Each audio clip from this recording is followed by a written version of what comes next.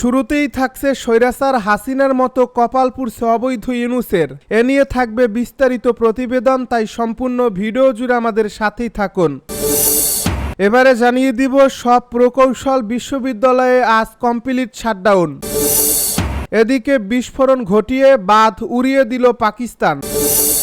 আরও থাকছে সরকারের ভেতরের একটি মহল নির্বাচন বানচালে কাজ করছে বলছে বিএনপি নেতা মির্জা ফখরুল। সব শেষে জানিয়ে দিব ফ্যাসিবাদ মুক্ত রাষ্ট্র গঠনে পিআর পদ্ধতিতে নির্বাচনের বিকল্প নেই। এতক্ষণ শুনছিলেন হাতে থাকা আপডেট সংবাদের শিরোনাম, এবারে বিস্তারিত। তবে তার আগে অনুরোধ রইল ভিডিওটিতে একটি লাইক এবং কমেন্ট করে জানিয়ে দিন ভিডিও সম্পর্কে আপনার মূল্যবান মতামত।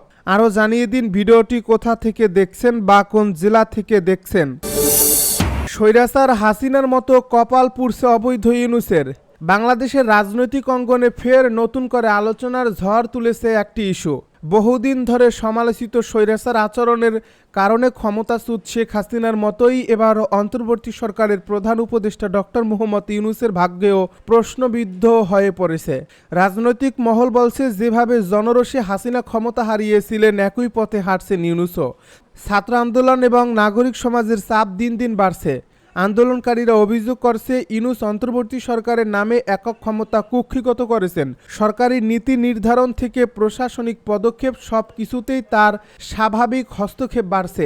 এতে গণতান্ত্রিক প্রক্রিয়া বাধাগ্রস্ত হচ্ছে এবং জনগণের প্রত্যাশা পূরণ হচ্ছে না। বিরোধী শিবিরও এর সুযোগ কাজে লাগাচ্ছে। বিএনপি ও আওয়ামী লীগের অনেক নেতা একই সুরে বলছেন, ইউনূসকে ক্ষমতায় বসানো হয়েছে অবৈধভাবে এবং তার কর্মকাণ্ড দেশের স্থিতিশীলতাকে আরও নড়বড়ে করছে। বিএনপির এক সিনিয়র নেতা বলেন, যেভাবে হাসিনার স্বৈরাচারী কায়দা জনগণ মেনে নেয়নি, সেভাবেই ইউনূসের দিন ফুরিয়ে আসছে। রাজনৈতিক বিশ্লেষকেরা সতর্ক করে বলেছেন, ইতিহাস বারবার একই বার্তা দেয়, জনগণের ক্ষোভকে উপেক্ষা করে কোনো নেতা টিকে থাকতে পারে না। একজন বিশ্লেষক মন্তব্য করেন, ইউনূস হয়তো ভেবেছিলেন আন্তর্জাতিক সমর্থন তাকে রক্ষা করবে, কিন্তু মাটির টানাপোড়েন যদি তার বিরুদ্ধে যায় তবে হাসিনার মতোই পতন অনিবার্য। আন্তর্জাতিক মহলও এই পরিস্থিতি নজরদারি করছে। পশ্চিমা দেশগুলো যারা শুরুতে ইউনূসকে সমর্থন দিয়েছিল, তারাও এখন তার এই পদক্ষেপে অস্বস্তি বোধ করছে বলে কূটনৈতিক সূত্রে জানা গেছে। সব প্রকৌশল বিশ্ববিদ্যালয়ে আজ কমপ্লিট শাটডাউন। ৩ দাবিতে বুয়েট সহ বিভিন্ন বিশ্ববিদ্যালয়ের প্রকৌশল শিক্ষার্থীরা প্রধান উপদেষ্টার বাসভবন যমুনা অভিমুখে মিছিল নিয়ে যাওয়ার সময় পুলিশের সঙ্গে দফায় দফায় সংঘর্ষ ও ধাওয়া পাল্টা ধাওয়া হয়েছে। গতকাল বুধবার দুপুরে অন্তত ১.৫ ঘন্টা ধরে শাহবাগ থেকে হোটেল ইন্টারকন্টিনেন্টাল ক্রসিং পর্যন্ত এই ঘটনা ঘটে। পুলিশ লাঠিপেটা, সাউন্ড গ্রেনেড ও কাঁদানে গ্যাস ছুড়ে শিক্ষার্থীদের ছত্রভঙ্গ করে পরিস্থিতি নিয়ন্ত্রণে নেওয়ার চেষ্টা করে। দীর্ঘ সময় ধরে শাহবাগ ও আশপাশের এলাকার গুরুত্বপূর্ণ সড়কগুলোতে যান চলাচল বন্ধ থাকায় এর প্রভাব পড়ে রাজধানীর অন্যান্য এলাকায়ও। গাড়ির লম্বা জটের কারণে ভোগান্তিতে পড়েন সাধারণ মানুষ। এরপর সব ইঞ্জিনিয়ারিং বিশ্ববিদ্যালয়ে বৃহস্পতিবারের জন্য কমপ্লিট শাটডাউন ঘোষণা করেন প্রকৌশল অধিকার আন্দোলনের নেতাকর্মীরা। বুয়েটের আন্দোলনরত শিক্ষার্থীরা দাবি করেছেন, পুলিশের হামলায় তাদের ৬০ থেকে ৬৫ জন শিক্ষার্থী আহত হয়েছে। গতকাল বিকেলে তারা প্রেস ব্রিফিং করে চলমান কর্মসূচিতে পুলিশের হামলার অভিযোগ তুলে স্বরাষ্ট্র উপদেষ্টার ক্ষমা চাওয়া সহ ৫ দফা দাবিতে রাজধানীর শাহবাগে অবস্থান চালিয়ে যাওয়ার ঘোষণা দেন। যদিও বিকেলে স্বরাষ্ট্র মন্ত্রণালয়ের এক সংবাদ বিজ্ঞপ্তিতে জানানো হয়েছে, ওই ঘটনায় পুলিশের ৮ সদস্য আহত হয়েছেন, তাদের রাজারবাগ কেন্দ্রীয় পুলিশ হাসপাতালে ভর্তি করা হয়েছে। ঢাকায় বুয়েট সহ বিভিন্ন প্রকৌশল বিশ্ববিদ্যালয়ের শিক্ষার্থীদের উপর পুলিশি হামলার প্রতিবাদে গতকাল বিক্ষোভ করেছেন চট্টগ্রাম প্রকৌশল ও প্রযুক্তি বিশ্ববিদ্যালয় চুয়েট, রাজশাহী প্রকৌশল ও প্রযুক্তি বিশ্ববিদ্যালয় রুয়েট, খুলনা প্রকৌশল ও প্রযুক্তি বিশ্ববিদ্যালয় কুয়েট এবং পাবনা বিজ্ঞান ও প্রযুক্তি বিশ্ববিদ্যালয়। এদিকে প্রকৌশল পেশায় বিএসসি ডিগ্রিধারী ও ডিপ্লোমাধারী ব্যক্তিদের পেশাগত দাবির যৌক্তিকতা পরীক্ষা নিরীক্ষা করে সুপারিশ প্রণয়নের জন্য চলমান আন্দোলনের মধ্যেই গতকাল কমিটি গঠন করেছে সরকার। এ নিয়ে মন্ত্রিপরিষদ বিভাগ থেকে প্রজ্ঞাপনও জারি হয়েছে। তবে আন্দোলনরত শিক্ষার্থীরা ওই কমিটি প্রত্যাখ্যান করে আন্দোলন চালানোর ঘোষণা দিয়েছেন। গতকাল সন্ধ্যা ৬টায় ওই প্রতিবেদন লেখা পর্যন্ত আন্দোলনকারীরা শাহবাগ মোড়ে অবস্থান নিয়ে বিভিন্ন স্লোগান দিচ্ছিলেন। বিস্ফোরণ ঘটিয়ে বাঁধ উড়িয়ে দিল পাকিস্তান। ভারতের সীমান্তে প্রবল বর্ষণের ফলে পাকিস্তানের পূর্ব দিকে 3টি আন্তঃসীমান্ত নদী অস্বাভাবিকভাবে ফুলে উঠছে। এই কারণে পানির তীব্র চাপ বৃদ্ধি পাওয়ায় পাকিস্তানের কর্তৃপক্ষ একটি বাঁধের পাশের তীর রক্ষা বাঁধ বিস্ফোরণ ঘটিয়ে উড়িয়ে দিয়েছে। এক প্রতিবেদনে এ খবর জানিয়েছে ফ্রান্স 24। বুধবার ওই তীর রক্ষা বাঁধ উড়িয়ে দেওয়ায় বন্যার পানিতে বিশ্বের অন্যতম পবিত্র শিখ ধর্মীয় স্থান কর্তারপুর সাহিব তলিয়ে গেছে। প্রতিবেদনে আরও বলা হয়, পাকিস্তানের পূর্বাঞ্চলের আন্তঃসীমান্ত 3 নদী চেনাব, রাভি ও সুতলেজ নদীতে অস্বাভাবিকভাবে বন্যার পানি বৃদ্ধি পেয়েছে, যে কারণে পাকিস্তানের পাঞ্জাব প্রদেশ জুড়ে বন্যার উচ্চ সতর্কতা জারি করা হয়েছে। পাকিস্তানের মোট জনসংখ্যার প্রায় অর্ধেক 255 মিলিয়ন মানুষের বসবাস রয়েছে পাঞ্জাব প্রদেশে।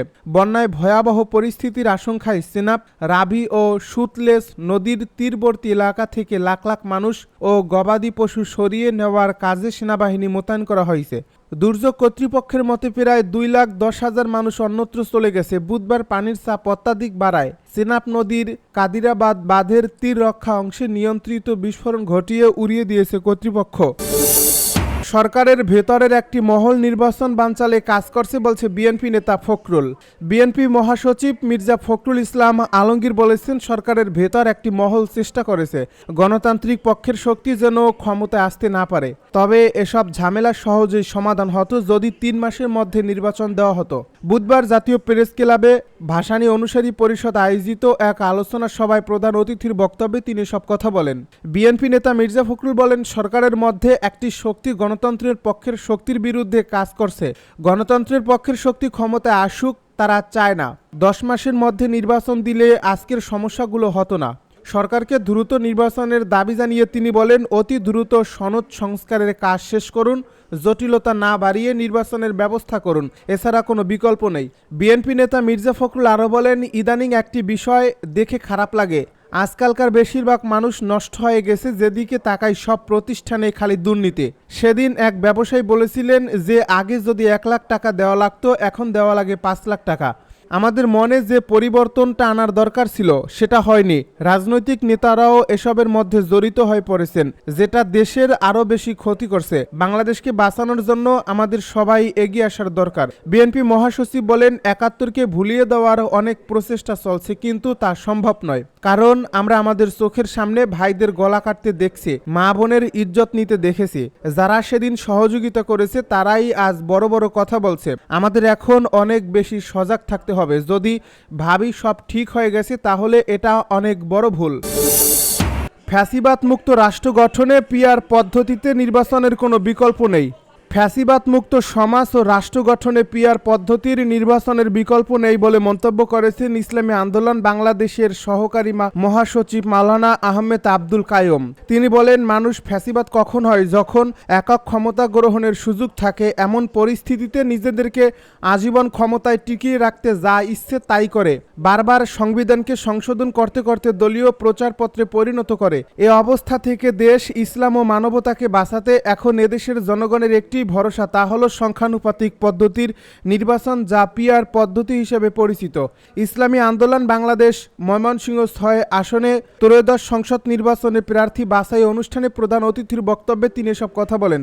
জেলা নির্বাচন পরিচালনা কমিটির সভাপতি মাওলানা মামুনুর রশিদ সিদ্দিকীর সভাপতিত্বে এবং সেক্রেটারি মাসুদুর রহমানের সঞ্চালনায় এতে উপস্থিত ছিলেন জেলা সিনিয়র সহ সভাপতি মাওলানা সাইফুল্লাহ মানসুর, ওলামা মাশায়েখ, আইএম পরিষদের জেলা সভাপতি মাওলানা তাজুল ইসলাম কাশেমি, শ্রমিক নেতা মনিরুজ্জামান সহ জেলা ও থানার নেতৃবৃন্দ।